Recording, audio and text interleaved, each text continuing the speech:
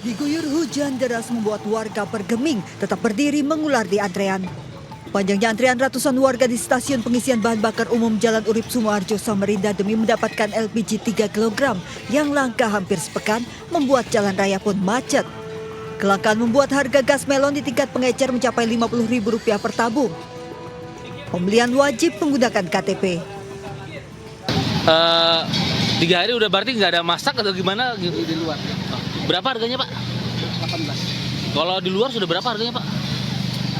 50.000. Oh, Pak ini tadi pakai KTP atau gimana? KTP fotokopi. Pakai KTP atau ya, pakai KTP. Kenapa Satu tabung, satu KTP Pak. Kenapa Pak pakai KTP Pak? Karena kita langsung input di aplikasi. Belum diketahui apa penyebab kelangkaan, namun stasiun pengisian bahan bakar umum ini menyediakan 560 tabung gas melon. Dari Samarinda, Kalimantan Timur, Ardi Wirya, iNews melaporkan.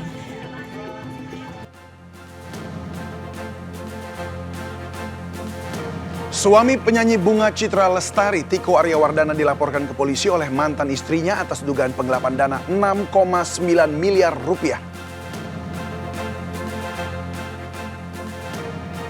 Emak-emak di Pangandaran, Jawa Barat berebut nomor antrean pendaftaran PPDB sejak pagi buta akibat gangguan server.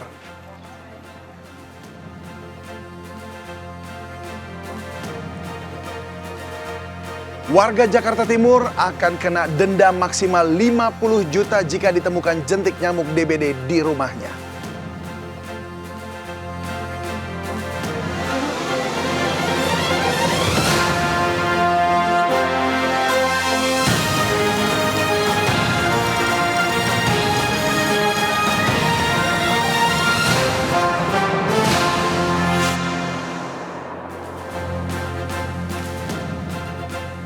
Halo, selamat siang pemirsa. DPR RI mengesahkan Undang-Undang Kesejahteraan Ibu dan Anak.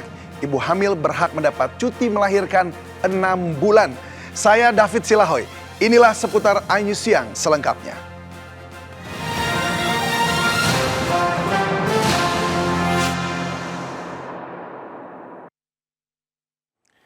Suami penyanyi Bunga Citra Lestari, Tiko Aryawardana, dilaporkan oleh mantan istrinya ke Polres Metro Jakarta Selatan.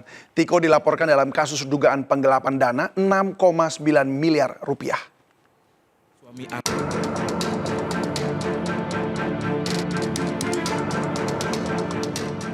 Tiko Aryawardana, suami artis Bunga Citra Lestari, dilaporkan ke Polres Metro Jakarta Selatan oleh AW, mantan istrinya, atas dugaan kasus tindak pidana penggelapan uang. Tiko dilaporkan mantan istrinya lantaran diduga merugikan perusahaan yang mereka dirikan sebesar 6,9 miliar rupiah. Selain mengumpulkan barang bukti, polisi juga telah melakukan gelar perkara dan memeriksa 5 orang saksi, termasuk Tiko Aryawardana sebagai saksi terlapor.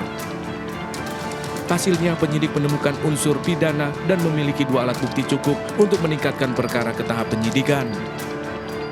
Sudah kami lakukan pemeriksaan dalam saat itu adalah sebagai saksi. Untuk saksi-saksi yang sudah kami periksa sebanyak 5 orang saksi dengan didukung oleh hasil audit investigasi dari keuangan secara eksternal. Kasus ini dilaporkan ke Polres Metro Jakarta Selatan sejak 2 tahun lalu saat Tiko masih berstatus suami AW. Sebelumnya, Tiko dan AW mendirikan perusahaan di bidang makanan dan minuman. Diduga ada penggunaan dana tak jelas peruntukannya untuk terlapor 6,9 miliar rupiah. Dari Jakarta, Helmi Sanjambati, iNews melaporkan. Polisi mengerahkan anjing pelacak menelusuri rumah pelaku pembunuhan bocah di Kota Bekasi, Jawa Barat. Untuk penyidikan, setelah memeriksa istri pertamanya, polisi juga akan meminta keterangan istri muda pelaku.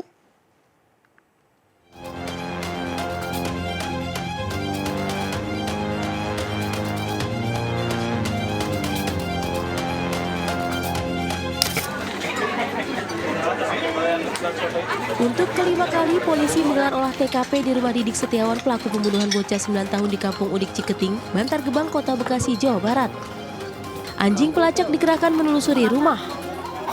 Beberapa kali berputar di 5 titik, salah satunya lubang tempat jasad korban ditemukan dalam kondisi terbungkus karung. terkait dengan aktivitas perdukunan, namun sampai sejauh ini tidak ada keterkaitan antara pembunuhan dan juga aktivitas perdukunan yang dilakukan dalam rumah karena aktivitas tersebut dilakukan oleh temannya berinisial M. Dan warga pun sampai saat ini masih terus melihat dan ingin memperbarui informasi apa saja yang bisa digali karena penasaran apa yang terjadi. Usai olah TKP, polisi memastikan tidak ada korban lain di dalam rumah tersangka. Hasil dari tadi kegiatan tim K9 atau anjing pelacak belum menemukan juga adanya indikasi korban lainnya. Hingga saat ini sudah 15 orang saksi diperiksa termasuk istri pertama dan anak perempuan tersangka. Polisi juga meminta keterangan istri muda tersangka. Sejauh ini pelaku dikenal sebagai orang yang pendiam, tidak banyak kegiatan dan diketahui bahwa komunikasi sudah dilakukan dengan antara pelaku dengan korban selama 1 bulan dan memberikan banyak hadiah untuk korban sehingga terjalin kedekatan dan juga komunikasi dengan korban. Sementara ini dapat kami informasikan dari Bantar Gebang, Jawa Barat, Galuh Pandu, Jaka Samsa Surisno melaporkan. PPDB online SMA Jawa Barat terkendala gangguan server. Akibatnya sejak pagi buta, emak-emak di Pangandaran Jawa Barat berebut nomor antrean pendaftaran PPDB.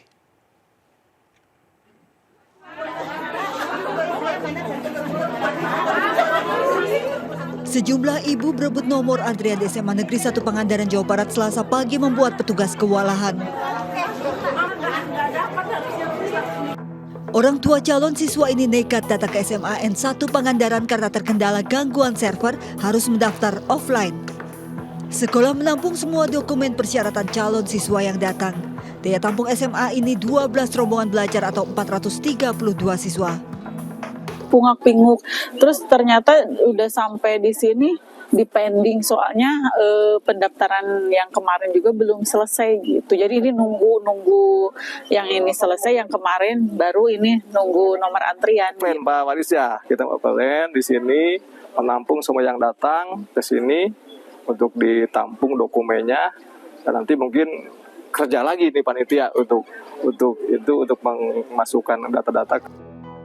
Selasa pagi sejumlah orang tua calon siswa juga mendatangi SMK Negeri 1 Cimahi setelah gagal mengakses situs resmi PPDB akibat gangguan server. Namun setelah dibantu pihak sekolah, pendaftaran secara online bisa teratasi meski para orang tua harus antri untuk mengakses. Menurut sekolah, gangguan server terjadi akibat ribuan pendaftar masuk bersamaan. Tim kontributor iNews melaporkan. Pemirsa, DPR RI mengesahkan Undang-Undang Kesejahteraan Ibu dan Anak dalam rapat paripurna Selasa siang. Undang-undang ini mengatur ibu hamil berhak mendapat cuti melahirkan 6 bulan jika terdapat kondisi khusus.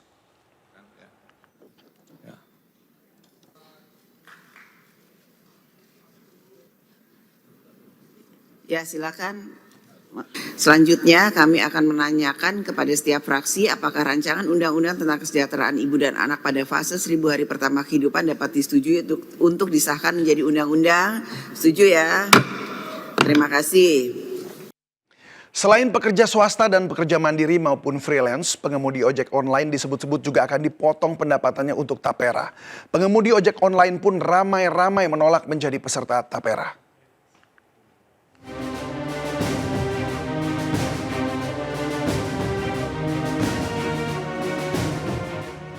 Kementerian Ketenagakerjaan tengah menyusun Permenaker tentang pekerja informal wajib ikut tapera, termasuk freelancer, para pekerja digital, pengemudi ojek online, serta kurir. Para pekerja informal ini tidak memiliki perusahaan, merupakan pekerja mandiri. Mengenai pengaturan tentang ojol, ini pun belum selesai, kami masih public hearing. Nanti pada saatnya akan kita pertemukan atau kita harmonikan antara Permenaker pelindungan bagi pekerja ojol dan platform digital workers dengan penting atau urgent nggak mereka ini masuk dalam skema tapera. Selain potongan iuran tapera, pendapatan ojol masih harus dipotong biaya aplikasi 15% bahkan lebih, PPh 5%, serta biaya penyusutan kendaraan dan biaya operasional seperti bensin, parkir, serta servis kendaraan. Itu lumayan gede, ya kan? Ya kalau bisa mah jangan ada iuran-iuran begitulah. Kita aja potongan udah lumayan gede, Bang. Driver ya merasa dirugikan aja gitu, pendapatan sehari nggak sampai 200.000 udah dipotong lagi 3% gitu ya kan.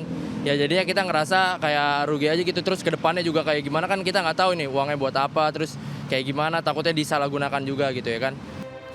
Dari Jakarta, Tim Liputan iNews melaporkan. Pemirsa, rencana pemerintah memotong gaji pegawai 2,5% untuk tabungan perumahan rakyat Tapera menuai penolakan.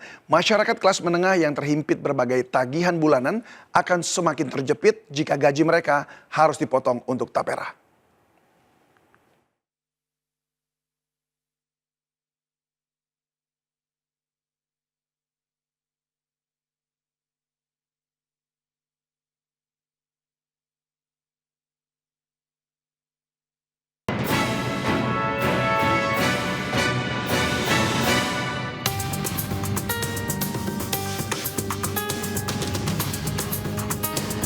Pemirsa, rencana pemerintah yang menerapkan wajib iuran tabungan perumahan rakyat ataupun Tapera senilai 2,5% dari karyawan menuai protes dari berbagai kalangan.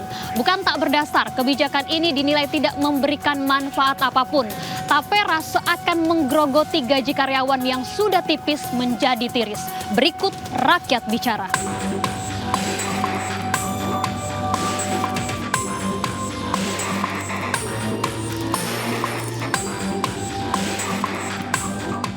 Gaji yang saya terima tiap bulan itu kan sekitar 5 juta ya. Tapera itu katanya 2,5%. Itu kalau dihitung-hitung dari BPJS Kesehatan aja udah 5%, terus PPh 21 5%, JHT 5,7%. Tambah lagi ini jadi aturan wajib 2,5% Tapera. 2,5% itu misalkan dari gaji saya 5 juta itu udah 125.000. Kalau ditotalin sama yang lain mungkin ada sekitaran 1 jutaan ya kali ya. Nah itu dari gaji saya 5 juta tiap bulan dipotong 1 juta saya udah sisa 4 juta. Sangat menolak. Saya sangat menolak, keberatan. 2,5% itu berarti 125.000. 125.000 dikali 12 bulan 1 tahun itu baru 1.500.000. Kali 30 tahun itu baru 45 juta. Rumah apa 45 juta? Saya belum bisa menerima. Karena apa?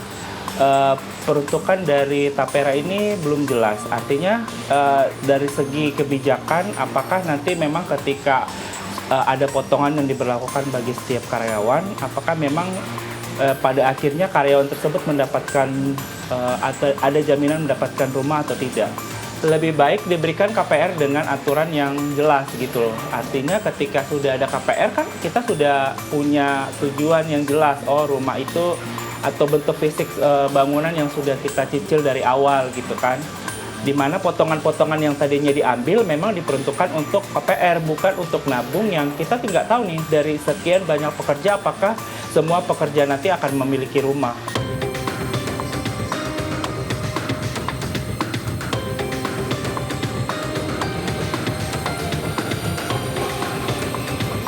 Kekhawatiran soal Tapera bukanlah tak berdasar. Pasalnya pada tahun 2021 BPK menemukan ada sebanyak 125.000 peserta yang belum mendapatkan pengembalian dana Tapera dengan total 567,5 miliar rupiah.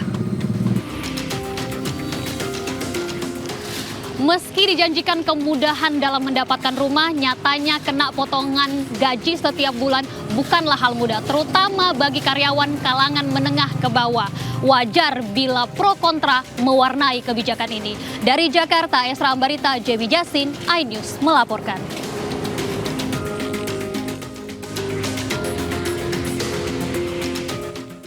Seorang pria mengamuk menganiaya suami baru mantan istrinya saat di apotik hingga korban meninggal dunia. Informasinya akan kembali usai jeda berikut ini. Tetaplah bersama kami.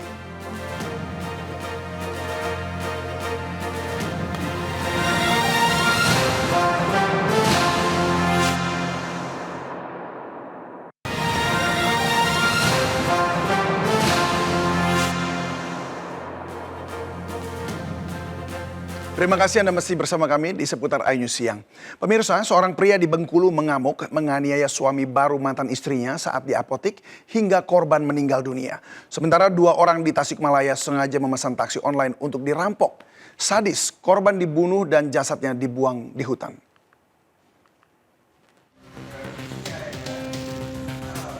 Seorang pria terekam CCTV berpura-pura membantu nasabah yang akan menarik uang di sebuah gerai ATM di Kota Medan. Pelaku menukar kartu ATM milik korban yang kesulitan memasukkan kartu ke dalam mesin karena telah diganjal oleh pelaku menggunakan tusuk gigi. Korban mengalami kerugian 40 juta rupiah. Pelaku residivis kasus modus ganjal ATM ditangkap polisi. Seorang pria mengamuk dan menganiaya suami baru mantan istrinya di dalam apotik Rumah Sakit Anisa Rejang Lebong, Bengkulu. Korban terluka pada bagian perut, sempat dirawat namun akhirnya meninggal dunia. Sementara pelaku menyerahkan diri ke polisi. 2 pria penumpang taksi online di Tasikmalaya ditangkap polisi. Keduanya merupakan pelaku pembunuhan sopir taksi online yang ditumpanginya. Setelah membunuh korban, pelaku membuang jasad korban di hutan Bantar Waru Gantar, Tasikmalaya.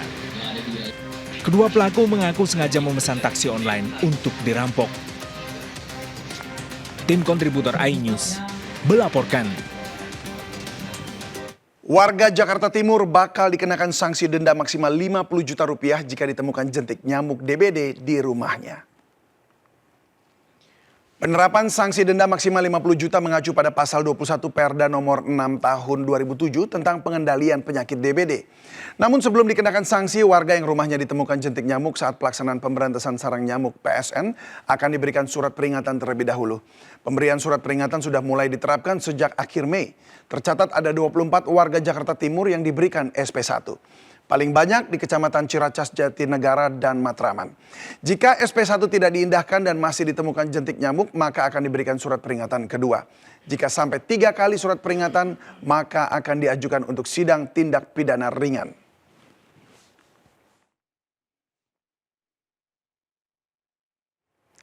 Olahan mangut ikan kerapu sunuk. Sajian nikmat dari kota Pangkal Pinang, Bangka Belitung. Ikan kerapu dimasak menggunakan rempah Nusantara dan diracik secara tradisional khas Bangka. Menghasilkan cita rasa yang menggugah selera. Seperti apa rasanya? Berikut liputannya.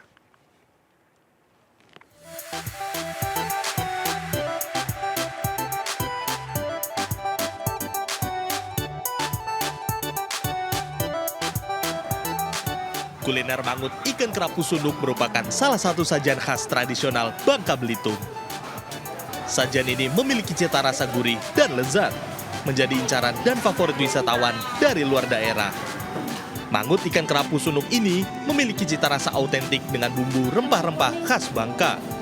Rasanya ikannya masih fresh, masih manis, ikannya masih manis. Ini kuahnya nih. Asam, pedasnya pas untuk pencinta pedas ya, khusus untuk pencinta pedas ya, mantap banget di sini. Ini dari lempah kuning muara diolah lagi dengan menu mangut yang bumbunya identik lebih kental, lebih pedas juga. Itu resep dari turun temurun lah.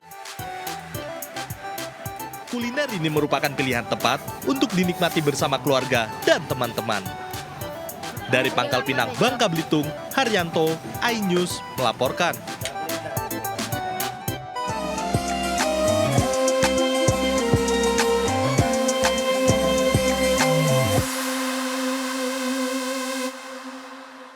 Sebanyak 34 jemaah haji Indonesia non-kuota tiba di Bandara Soekarno-Hatta, Tangerang, Banten. Mereka sebelumnya tertangkap aparat keamanan Arab Saudi sewaktu mikot di Masjid Bir Ali, Madinah. Rombongan jemaah haji non-kuota tiba di Indonesia menggunakan pesawat Qatar Airways.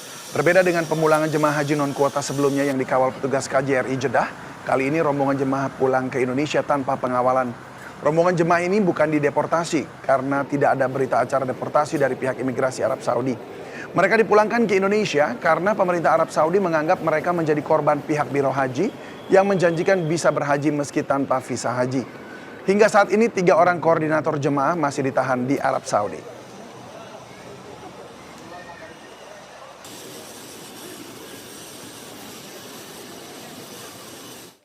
Pemirsa, bagi Anda jemaah calon haji lansia, Anda bisa menyewa layanan skuter elektrik untuk memudahkan prosesi tawaf dan sa'i.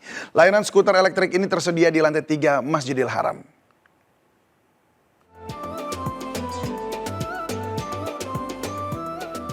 Di lantai 3 Masjidil Haram inilah jemaah bisa menyewa skuter listrik untuk mempermudah prosesi tawaf atau mengelilingi Ka'bah sebanyak 7 kali putaran.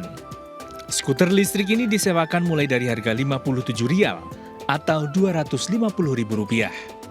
Skuter listrik diperuntukkan bagi siapa saja yang ingin mencobanya, namun diutamakan bagi jemaah lanjut usia. أصحاب الهمم وكبار السن توجد هذه العربات لخدمة المعتمرين بشكل أفضل ممن لا يستطيع المشي أو لا يستطيع إكمال العمرة. فهذه الخدمة موجودة كما ترى لتسهيل عمرتهم إن شاء الله. Tak hanya untuk tawaf, skuter listrik ini juga bisa disewa untuk memudahkan jemaah saat menjalani prosesi sa'i. Dari Mekah, Arab Saudi, Fahmi Firdaus dan Andrianto Widodo, iNews melaporkan. Bursa Efek Indonesia melarang pemasangan papan bunga di sekitar lobi dan halaman gedung. Bunga papan ini diduga berisi protes para investor terhadap kebijakan papan pemantauan khusus Full Call Auction atau FCA.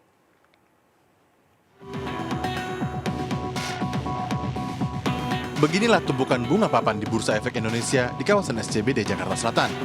Bunga papan ini dilarang dipasang oleh pihak Bursa Efek Indonesia. Petugas keamanan Bursa Efek Indonesia juga sempat menghalangi awak media untuk mengambil tulisan pada karangan bunga. Jadi nggak bisa ditaruh di depan gitu? Enggak. Bunga papan ini terkait dengan protes para investor terhadap kebijakan papan pemantauan khusus Full Call Auction FCA atau lelang berkala penuh di pasar saham Indonesia. Sejumlah pihak menyebut penerapan FCA sepanjang waktu perdagangan telah menimbulkan kekhawatiran tentang potensi ketidakstabilan pasar. Hingga saat ini, Bursa Efek Indonesia juga belum memberikan respon saat dimintai keterangan. Dari Jakarta, Ismalia Ilham Zarkasi, iNews melaporkan. Pemirsa, Anda juga dapat memenuhi kebutuhan berbagai informasi pilihan terkini dan akurat baik dari daerah, nasional maupun internasional melalui portal sindonews.com. Kami akhiri jumpa kita siang ini. Saya David Silahoy bersama kru yang bertugas berterima kasih atas kebersamaan Anda. Tetap semangat dan sampai jumpa.